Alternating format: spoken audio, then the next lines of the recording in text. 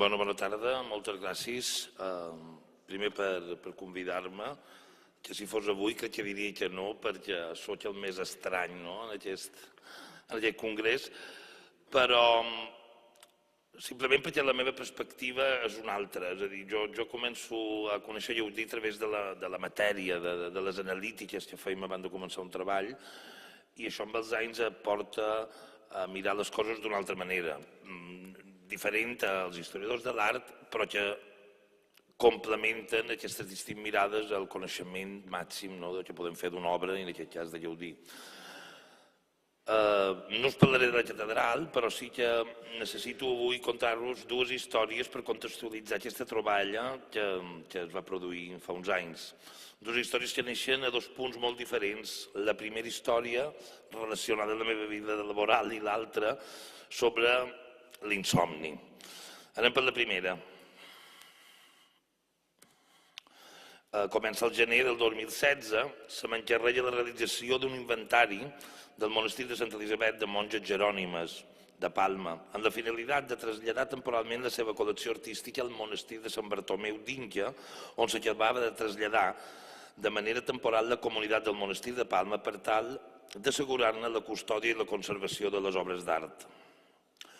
La meva tasca era concreta, inventariar la col·lecció de pintura i escultura, realitzar les fitxes d'estat de conservació i dissenyar tot el dispositiu d'embalatge i trasllat en les condicions oportunes que exigeix aquest tipus de treball quan es tracta d'un edifici i una col·lecció que estan declarades BIC, i mantenir un diàleg constant amb les institucions per tal de complir tots els requisits i obtenir tots els permisos que exigeix la llei de patrimoni.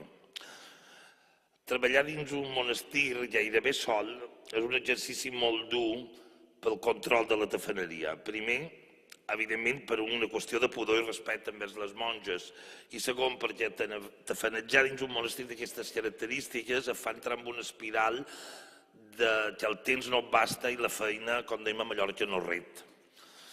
Així tot, he de ser sincer i he de confessar que abans d'acabar la tasca encomanada per a les monges no em vaig poder resistir i vaig obrir la calaixera gran de la sacristia. Obrir el calaix va ser obrir la porta a una nova col·lecció, la col·lecció tèxtil del monestir, però també una nova preocupació i gran a nivell de conservació i custòdia. El temps sempre juga en contra d'aquestes... Aquí tenim la calaixera. El temps sempre juga en contra d'aquestes tasques i, per tant, en una reunió amb totes les parts implicades, vaig proposar realitzar un inventari general de la col·lecció tèxtil, és a dir, totes les sortides dels calaixos i arques del convent, incloent peces inacabades o en procés de confecció i o restauració, ja que no cal oblidar que fins l'any 2001 la comunitat va tenir en actiu un taller de confecció i restauració d'ornaments litúrgics. No es va aplicar cap criteri artístic ni de qualitat sobre cap de les peces, simplement siglar-les i realitzar un registre amb una tipologia de fitxes senzilla que ens permetés, a la tornada de la col·lecció, al monestir reubicar totes les peces en el seu lloc i procedir després al seu estudi i catalogació. El dia 2 d'agost de 2017 acaba la tasca amb el trasllat de la col·lecció al monestir d'Inca, on fou dipositada, com veus a la imatge, a una sala habilitada com a reserva temporal. I aquí acaba la primera història. La segona història comença un dia laborable qualsevol a les tantes de la matinada amb el maleït insomni. L'insomni m'havia portat al sofà on sempre hi tenc llibres perquè és una de les maneres en què llegir d'una manera mecànica tornes a quedar-te dormit. Aquella nit vaig agafar aquell llibre y vaig llegir el següent. Por las tardes el arquitecto y escultor asistían a la función de las 40 horas. Un día en la iglesia de San Jerónimo, el capellán custodio, oficial de secretaría en Palacio, le pidió que le diera una idea para la renovación de los tapices que adornaban los templos mallorquines los días en que se celebraban en ellos las 40 horas. Como estuvieran muy usados de San Jerónimo, el capellán quería saber si el arquitecto podía mediar para la adquisición de otros en Barcelona. Con vehemente deseo de prestar su servicio a las religiosas, Gaudí le sugirió reducir el elevado coste que suponía adquirir nuevas panas o damascos y dijo que podrían hacerlo aprovechando los sobrantes o cortos de fabricación en los talleres de tapicero, que se podrían obtener a un precio mínimo. Se puso al habla con una experta bordadora de la ciudad, hermana de un carpintero de la catedral, y se dio comienzo a la labor. encargó al escultor Villarrubias que escogiera espigas muy lozanas para su guía. Entre los símbolos de la Eucaristía combinaría los racimos y pámpanos con anagramas de Jesús. Aprovechando la sazón septembrina, escogieron hojas de todas las gamas. Una a una las colocaba entre dos cristales, obteniendo una bella gradación de tonos para modelo de la bordadora. De Barcelona se recibieron trozos de panas de variados colores. Sobre un cañamazo se ejecutó la muestra y Gaudí por sí mismo recortó los trozos que iba disponiendo en la composición de originalísimo arabesco, tan rico de color y sugestivo que fue la admiración del capellán i de les religioses. El resultat va ser que les hores de la brodadora van resultar moltes i el preu, per tant, resultava car i les proves van quedar guardades, com diu el mateix, con la esperanza de alguna posible realización más adelante. Aquesta lectura, com us podeu imaginar, no em va fer tornar la son, sinó tot el contrari. M'envaïa una estranya sensació a mesura que anava llegint aquestes frases en què jo havia tingut aquestes peces a les mans. Passats uns minuts, els records i sensacions es van anar col·locant i havia tingut unes peces tèxtils que coincidien perfectament amb aquesta descripció. I aquí és on es creuen les dues històries. El 2016, inventariant aquesta col·lecció tèxtil de les Jerònimes, entre tot aquest tipus de casulles, capes pluvials i maniples, van sortir dues peces molt concretes i que responien perfectament a aquesta descripció de Matamala. Aquí trobem els anagrames de Jesús i podem comprovar la imatge de l'esquerra com es va realitzar la mostra sobre un cañamazo i aquesta composició d'originalíssim arabesco. Es tractava de dos brodats que presentaven una tècnica i un concepte molt diferent als brodats que estaven en aquesta col·lecció tèxtil, alguns o molts d'ells realitzats per les pròpies monges. Aquí es tracta sobretot de brodats amb aplicació, trobant velluts, trobant panes, trobant ras de seda i trobant sobretot una sèrie de puntades que després en la pròxima, com podeu veure a l'esquerra, una casulla amb una pintura d'agulla, brodat en fil d'or, i després aquí a la dreta trobem aquest brodat amb aquestes puntades. I el que em va quedar ben clar és que això eren dues peces que no estaven realitzades per a les monges. La veritat que mai m'havia passat alguna cosa així a nivell professional i no sabia molt bé com gestionar-ho, perquè com es presenta algú i diu he trobat dos gaudís, no? Un dia vaig parlar de la troballa al mestre i l'amic Pere Fullana i tant o més entusiasta que jo en digué. Al Lleida també hi ha una peça d'aquestes. La peça del Lleida va pertànyer a aquest capellà, el mossèn Guillem Puigcerver, desconegut per a mi i per la historiografia mallorquina en general. La primera cita en la família tenia alguna cosa de ritual ja viscut. De dintre un calaix de la calaixera que presidia la sala de la casa pairal d'una família lleldina apareixeren davant dels meus ulls les espigas muy lozanas i també racimos i pámpanos. En aquest cas la tècnica és un brodat d'aplicació però en relleu. Té una feina més elaborada i creativa, al fons és un ras bordeus sobre el qual es distribueixen els motius. Per simular l'espilla trobam teixit de ras en to grisenc i els grans realitzats en vellut blanc. Les fulles de parra estan treballades en dos teixits per tal de crear aquesta degradació o gradació de tonos i els reims estan creats d'una manera com molt infantil però meravellosa, que es tracta de botons forrats de pana. Però clar, qui era aquest mossèn? Com havia arribat aquesta peça, que sens dubte era part del projecte de Gaudí per les Jerònimes a les seves mans? Partint d'un article del mateix Fullana sobre aquest mossèn vaig començar a estirar el fil. El 1900, l'11 de novembre, va ser anomenat patge familiar del bisbe, cosa que l'obligava, diríem, a viure a Palau, on també vivia Gaudí en les seves estades a Mallorca. El 1904 hem de recordar que el 8 de desembre és la bendició de la primera part de la reforma de Gaudí de la catedral de Mallorca.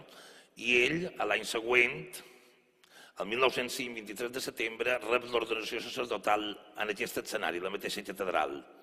Un cop ordenat és anomenat comptador de l'administració temporal de la diòcesis, càrrec que crec que podem donar per bo quan el Matamal ens diu comptable oficial de Secretaria de Palacio. El 1905 també comença la construcció de la Casa del Lleida i del seu partilar Locus Amoenus, el Jardí de sa Punta. El 1907 és anomenat capellà de la criança i aquí ve la dada, el 1912, 8 de març, capellà del monestir de Santa Elisabet. El 1913, al desembre, ja va ser anomenat capellà ja d'unes altres religioses, les dominiques, i aquí segueix la seva biografia, però que fins aquí és allà on m'interessava. Quan un coneix la casa i el jardí, aquest jardí de sa Punta de mossèn Puigcerver, entén perfectament que era un home amb dues passions, Ramon Llull i Gaudí. Com veiem en la seva biografia, des dels inicis com a patge familiar relaciona directament amb el bisbe Campins i en Gaudí i que el seu anomenament com a capellà de les Jerònimes al mes de març de 1912 acaba de dibuixar l'escena perfecta perquè Gaudí actuï en aquest monestir al mes de setembre del mateix any, actuant evidentment Puigcerver com a promotor, ja que com relata Matamala fou el capellà del monestir que demanà ajut a l'arquitecte, no les monges. Curiosament, a l'arxiu, i amb això acabo, del monestir no s'ha localitzat cap data referent a aquest fet, solament un acte capitular del dia 12 de juliol de 1912. Reunidas en capítulo, todas las monjas reunidas, la madre priora participó a la comunidad que era voluntad del señor obispo se vendieran las colgaduras de la iglesia y así se efectuó, lo cual firmó Sor María Mas Priora. Senzillament, em resulta curiós que 2 mesos abans de realitzar les proves Gaudí d'aquests brodats per petició del bisbe Campins es venguessin els domassos de l'església del monestir. Però bé, Maria, jo crec que perquè va d'entendre el Puigcerver, perquè va d'entendre aquests punts gaudinians fora de la seu, el que poden fer és convidar aquesta gent que ens visitin a Palma a la tardor. A més, farà anys de la realització d'aquestes proves, perquè quan parlam de Gaudí a Mallorca, a tots vosaltres segur que us ve la imatge de la catedral, no? Però creieu-me, la petjada de Gaudí a Mallorca és molt allargada. Moltes gràcies.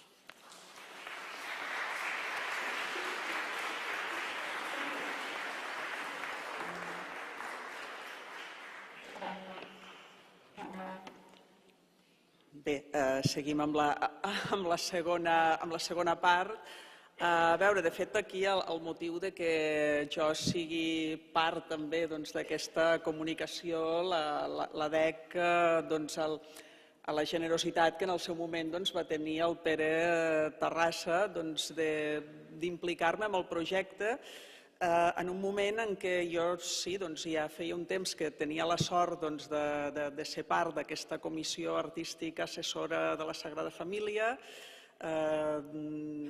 de tenir l'oportunitat de poder aprendre coses sobre Gaudí, però no sent una gaudinista o una acadèmica experta en Gaudí.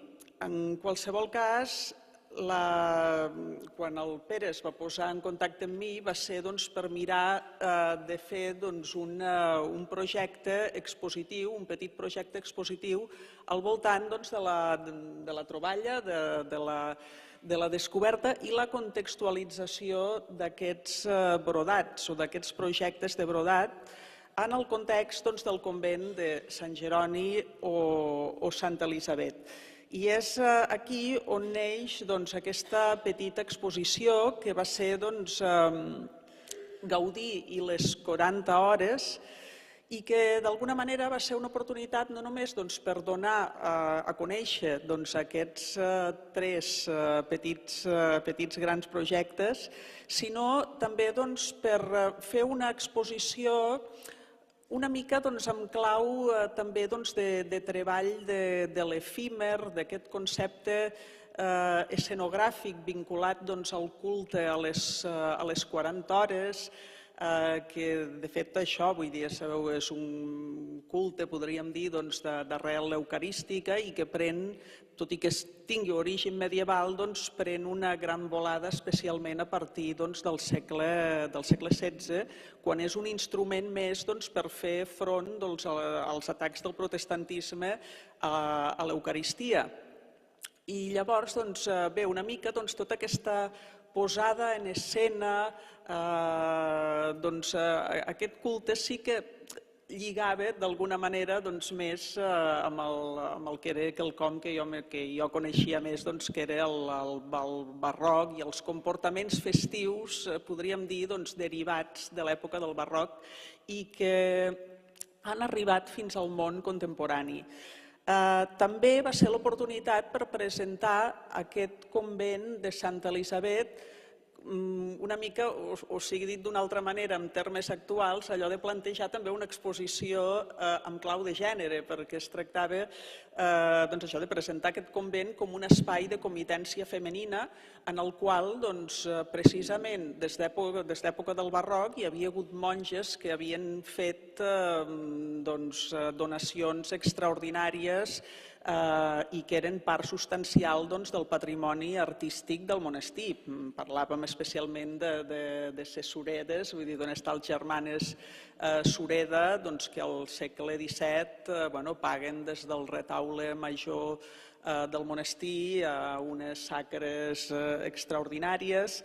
Però bé, a part de presentar el convent com aquest espai de comitència femenina, també fins i tot això vam intentar fer un apunt sobre aquesta anònima brodadora, germana d'un fuster de la catedral, però que de moment no li van poder posar nom, que seria la que va materialitzar els dissenys de Gaudí. Aquí veiem dues imatges, dos moments del muntatge d'aquesta exposició.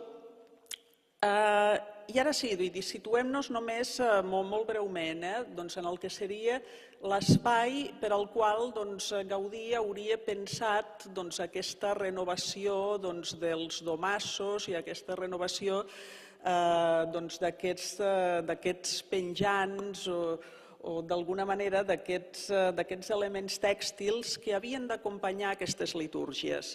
De fet, el títol de Gaudí i les 40 hores, pel que fa a l'exposició, tenia un doble sentit. El primer és que, precisament, tal com deia Matamala, la relació que estableix, una relació primigènia que estableix Gaudí amb el convent de Santa Elisabet és perquè assistia freqüentment a la litúrgia de les 40 hores. Que podem dir, sí, és una litúrgia, allò, les 40 hores que Crist passa al sepulcre, però no és una litúrgia estrictament vinculada o només amb la Setmana Santa, sinó que es podia fer de manera mensual i fins i tot, per exemple, en el context del segle XVII, se sap que a la Capella Reial de Madrid es celebrava, vull dir, es feia el culte de les 40 hores setmanalment. Gaudí hi assistia amb freqüència. L'altre link seria això, ara la vinculació o la relació segurament amb el mossèn Puigcerver, però en qualsevol cas aquesta és l'església, aquest seria el retaule pagat per aquestes monges, aquestes germanes Sureda, i també és el retaule en el qual es muntava, podríem dir, això seria una imatge dels anys 50, del segle XX, on encara es muntava podríem dir, aquesta escenografia, per dir-ho d'alguna manera, de les 40 hores, en la qual veiem que s'hi integren altres elements tèxtils que són bellíssimes mostres de tèxtil medieval. Sense anar més lluny, aquí a l'exposició vam presentar aquests elements tèxtils per, diguéssim, muntant un monument de les 40 hores. Per exemple, aquesta portalada o aquest pal·li o antipendi són tots dos unes peces extraordinàries de finals del segle XV, i aquí tenim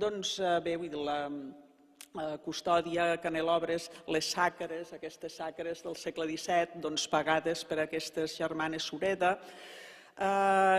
I és en aquest context que hem de pensar que Gaudí d'alguna manera, evidentment, vull dir, coneix perfectament aquest tipus d'escenografies vinculades, bé, vull dir, el que serien els monuments de Setmana Santa. Aquí he posat l'exemple del que hi havia hagut aquí a Barcelona, un dels que hi havia hagut, aquest és el monument del segle XVIII, del qual se'n conserven algunes imatges, però que també en el context mallorquí, el que se'n diu la Casa Santa, en aquest cas tenim un exemple de Felanitx a l'esquerra, l'altre, el de la dreta, no recordo d'on és, però llavors que aquesta idea escenogràfica amb aquests cortinatges està molt en relació també, podríem dir, amb un tipus de construcció, amb un tipus d'escenografia que Gaudí coneixia molt bé i que utilitza, i això bé, vull dir, també apareix amb les fonts gaudinianes, com a model, per exemple, per fer la cúpula de la capella de l'Assumpta, que precisament és una part que ara mateix està en construcció i que és aquesta mena de manto que exemplifica el manto de la Mare de Déu, però que tindria com a origen aquesta llitera de la Mare de Déu, les lliteres de la Mare de Déu, com un altre d'aquests monuments barrocs vinculats a aquestes litúrgies o paralitúrgies, molt amb un gran component escenogràfic, i concretament la llitera de la Mare de Déu de la Catedral de Girona, que era obra de Lluís Bonifàs. Lluís Bonifàs, escultor vallenc,